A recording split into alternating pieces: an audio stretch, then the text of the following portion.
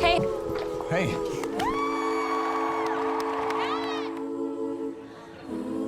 Hannah, I'm not going. Not now. Not ever.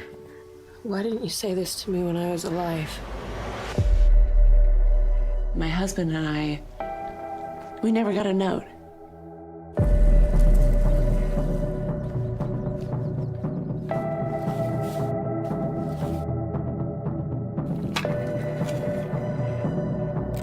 Hey, it's Hannah. Hannah Baker. Holy shit. Settle in, because I'm about to tell you the story of my life. More specifically, why my life ended. And if you're listening to this tape, you're one of the reasons why. This is a wild game of survival. Is Hannah telling the truth? Don't believe everything you hear. Whatever Hannah thought she saw, she lied about it on those tapes because she's a crazy drama queen who just killed herself for attention. Hannah has secrets, Mrs. Baker. Hannah's secrets are what killed her. Maybe I'll never know why you did what you did, but I can make you understand how it felt. You don't know the whole story. What else do I need to know? You're just like the rest of them, but I'm not. Everyone is just so nice until they drive you to kill yourself. And sooner or later, the truth will come out.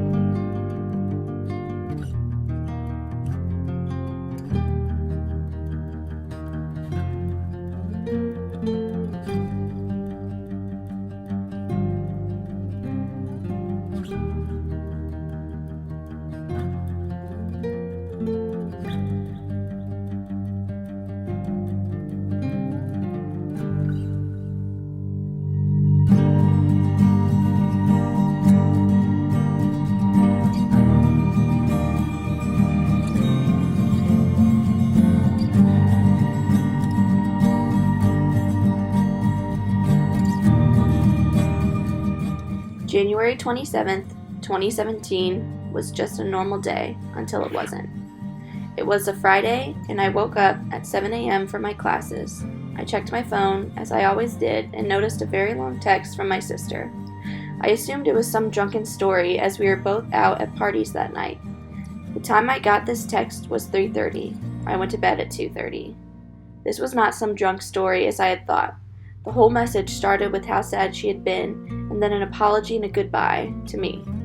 Once I noticed this, I scrolled through all the goodbyes of my families, and to the end, it said goodbye, and I hope God can forgive me for what I have done. I didn't know what to do. 4 hours of time, she was alone. As I called my dad, all I could think was I could have saved her. The ambulance were on their way, and I managed to get a hold of her roommate.